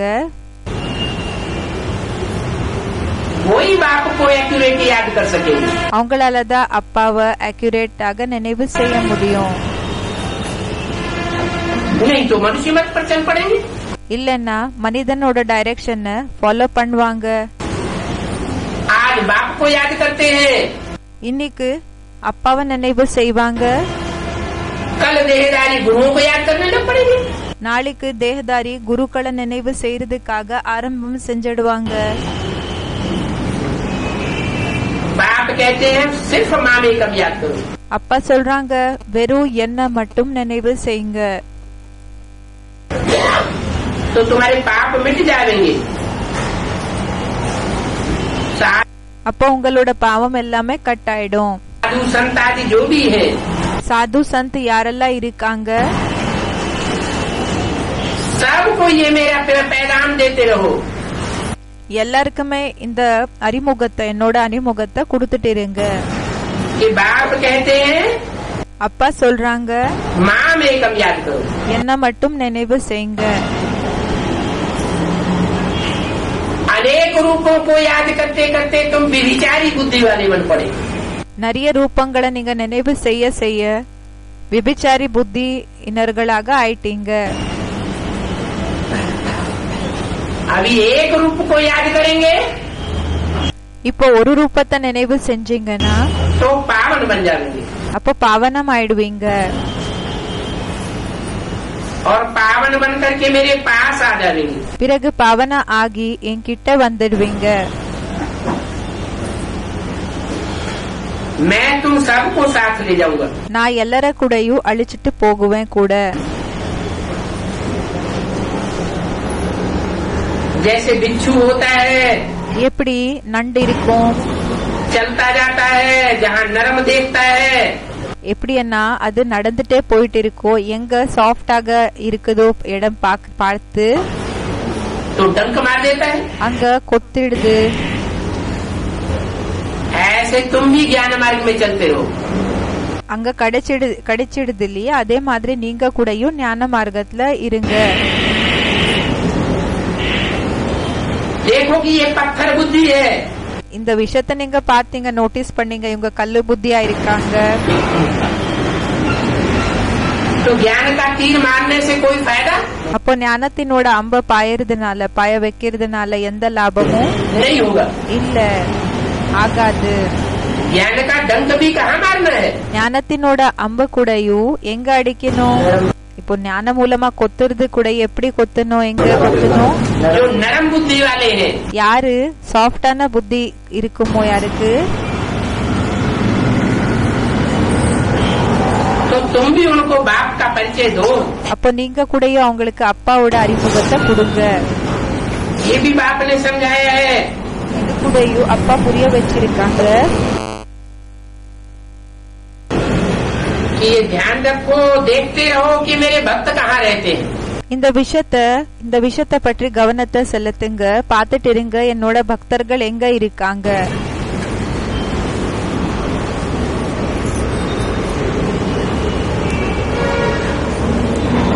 कहाँ रहते हैं, எங்க இருக்காங்க, ये भी जानना चाहिए ना। இத கூட தெரிஞ்சுக்கணும் இல்லையா? मेरे भक्त कहाँ रहते हैं, என்னோட பக்தர்கள் எங்க இருப்பாங்க.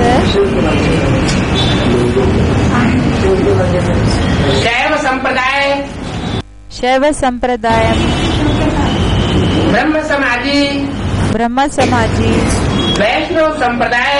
वैष्णव संप्रदाயம். संप्रदाय तो होते हैं ना।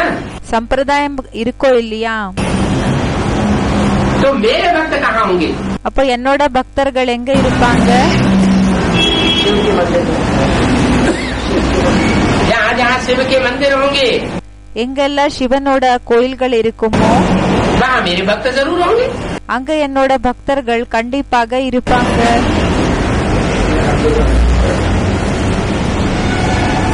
शिव के मंदिर में जाना चाहिए, சிவனோட கோயிலுக்கு போகணும். கோயில்களுக்கு कृष्ण के मंदिर में भी जाना चाहिए, கிருஷ்ணனோட கோயில்களுக்கு கூடயும் போகணும்.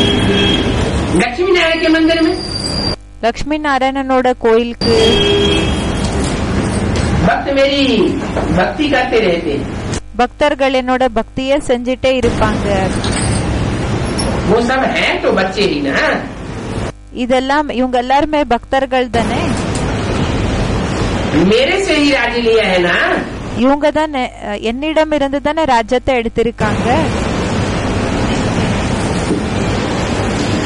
अब पूज्य से पुजारी बन गए। இப்போ பூஜையில இருந்து பூஜைக்கு தகுந்த மாணவங்கள் இருந்து பூஜாரிகள் ஆயிட்டீங்க. तो जो पुजारी बने हैं, அப்போ நீங்க பூஜாரிகள் ஆயிருக்கீங்க. वो सात देवताओं के भक्त हैं। அவங்க எல்லாருமே தேவதைகளோட பக்தர்கள் ஆயிருக்காங்க.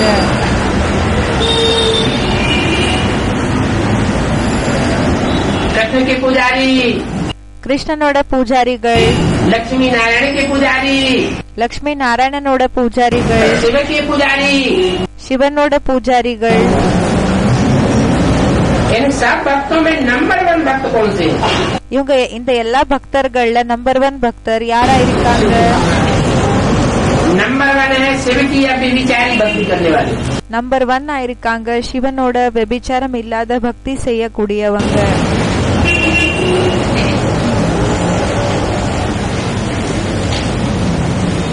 अभी तो वो अव्यभिचारी भक्ति करने वाले भी இப்போ அந்த व्यभिचाரம் இல்லாத பக்தி செய்யக்கூடியவங்களும் भूत पूजा में जाकर के लगे। பூத்த பூஜையில போய் அவங்க ஈடுபட்டு இருக்காங்க.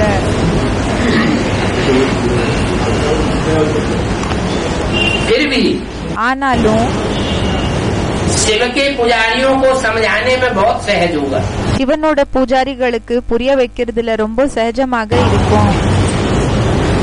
कृष्ण के पुजारियों को समझाने में थोड़ा கிருஷ்ணனோட பூஜாரிகளுக்கு புரிய வைக்கிறதுல கொஞ்சம் कठिन होगा।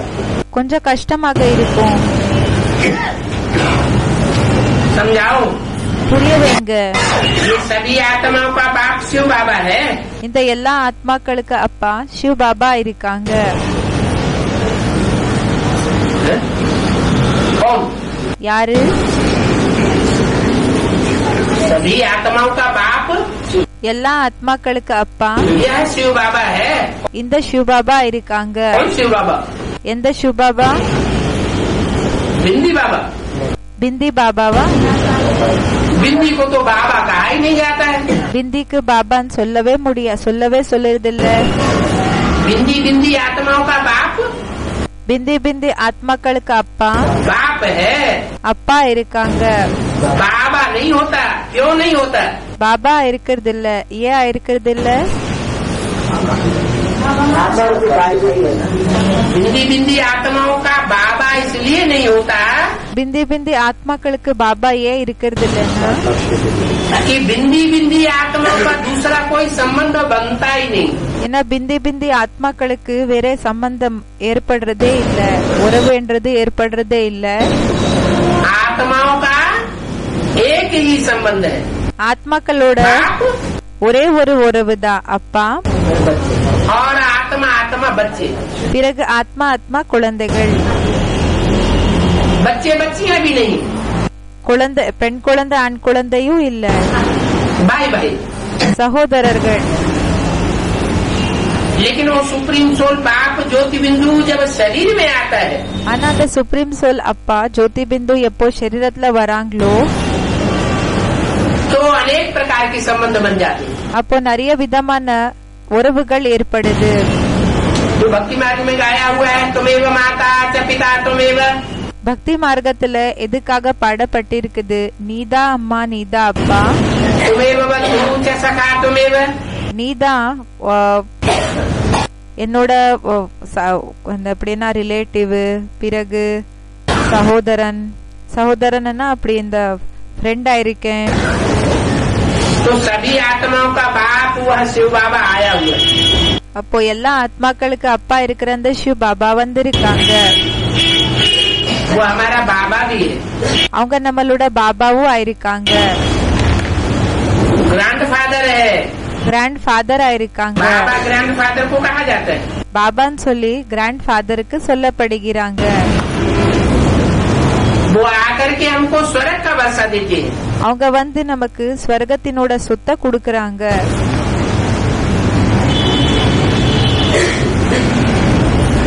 अभी बाप कहते हैं இப்போ அப்பா சொல்றாங்க, सिर्फ मुझे याद करो வெறும் என்ன மட்டும் நினைவு செய்யுங்க, तो भी कर्म विनाश हो जाए। அப்போ விபரீத செயல்கள் விநாசம் ஆயிடும். जो और शिवो हम कहने वाले हैं, இப்போ மத்த சிவோஹமன் சொல்லக்கூடியவங்க उनको भी बीच बीच में याद करते रहे। அவங்கள கூடயும் நடுவுல நினைவு செஞ்சுட்டே இருந்தோம்னா, जिनको 63 जन्म हमने भगवान मान करके, யார நம்ம 63 ஜென்மங்கள் பகவான ஏத்துக்கிட்டு शिरोरी वंदना की है, அவங்களுக்கு எப்படின்னா அவங்களோட மகிமை செஞ்சிருக்கோம், அவங்களுக்கு பூஜை பண்ணிருக்கோம். तो उनको याद करने से विकल्प विनाश क्यों नहीं होंगे? அப்ப அவங்கள நினைவு செய்யறதுனால விபரீத செயல்கள் ஏன் விநாசம் ஆகுறது இல்ல?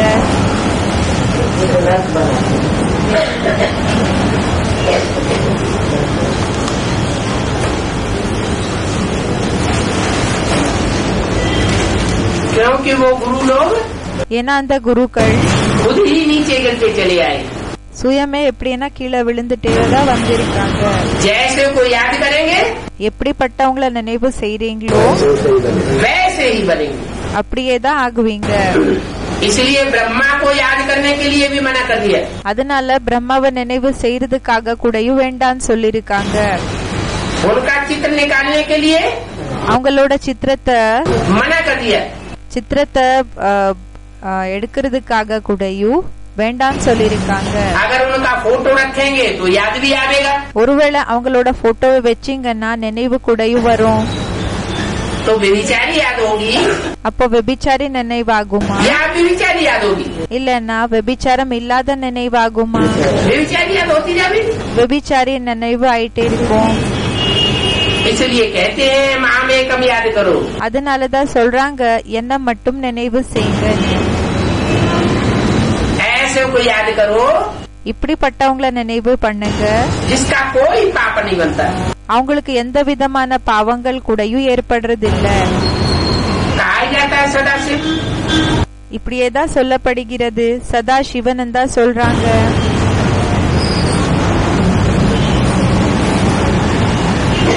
तुम्हारे विकर्म विनाश होंगे। உங்களோட விபரீத செயல்கள் விநாசம் ஆயிடும். भक्ति से दुर्गति हुई है। பக்தி மூலமாக துர்கதி ஆயிருக்குது.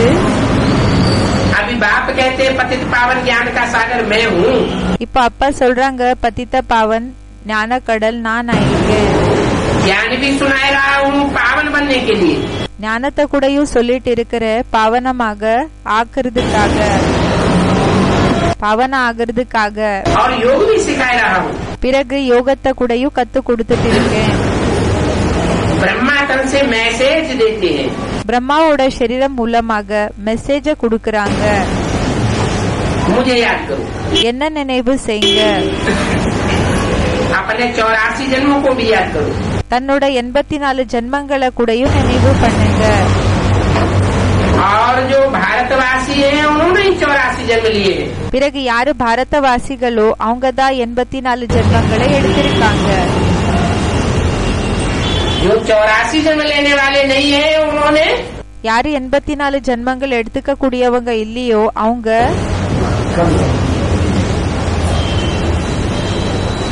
उन्होंने जरूर दूसरे धर्म में कन्वर्सन का कार्य किया है. அவங்க கண்டிப்பாக மத்த தர்மத்துல கன்வர்ஷனோட வேலைய பண்ணிருக்காங்க. दूसरे धर्म में कन्वर्ट होते हैं तो दूसरे देश में चले जाते हैं. மத்த தர்மத்துக்கு கன்வெர்ட் ஆகுறாங்க, அப்போ மத்த தேசத்துக்கு போயிடுறாங்க.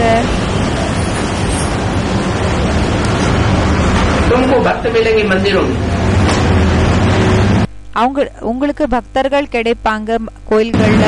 और फिर कुंभ के मेले पर जाते हैं. அவங்களுக்கு பாபா சொல்லிட்டு இருக்காங்க உங்களுக்கு பக்தர்கள் கிடைப்பாங்க கோயில்ல. பிறகு அவங்க கும்ப மேலுக்கு போகுவாங்க. वहाँ भी तुम समझा सकते हो. அங்க கூட நீங்க புரிய வைக்கலாம். कि पतित पावन एक है பதித்த பாவன் ஒருத்தரா या अनेक है. இல்லன்னா நிறைய பேரா. पतितों को पावन बनाने वाला तो एक ही सच्चा बाप है. பதித்தர்களை பாவனமாக ஆக்கக்கூடியவர் ஒரு உண்மையான அப்பா தான் இருக்காங்க. गॉड फादर ट्रुथ कहा जाता है. காட் ஃபாதர் ட்ரூத்னு சொல்லப்படுகிறாங்க. बाकी ये जो नदियाँ आदि हैं, மற்றபடி இந்த நதிகள் எல்லாம் என்ன இருக்கு? और इनके किनारे பிறகு இதுக்கு ஓரத்துல, இதோட ஓரத்துல चौकड़ी लगा करके बैठने वाले ये गुरु लोग हैं.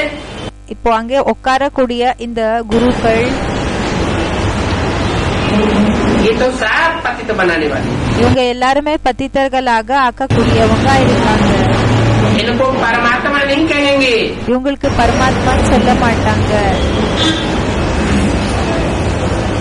हरिद्वार में जाओ, बनारस में जाओ, ஹரித்வாரத்துக்கு போங்க, பனாரஸ்க்கு போங்க, कहीं भी चले जाओ, எங்க வேணும்னாலும் போங்க. सिर्फ एक बाप को याद करो और एक बाप का परिचय देते रहो. வெறும் ஒரு அப்பாவை நினைவு செய்யுங்க, ஒரு அப்பாவோட அறிமுகத்தை கொடுத்துட்டு இருங்க. तो तुम्हारा कल्याण हो जाएगा. அப்போ உங்களோட நன்மை ஆயிடும் உங்களுக்கு.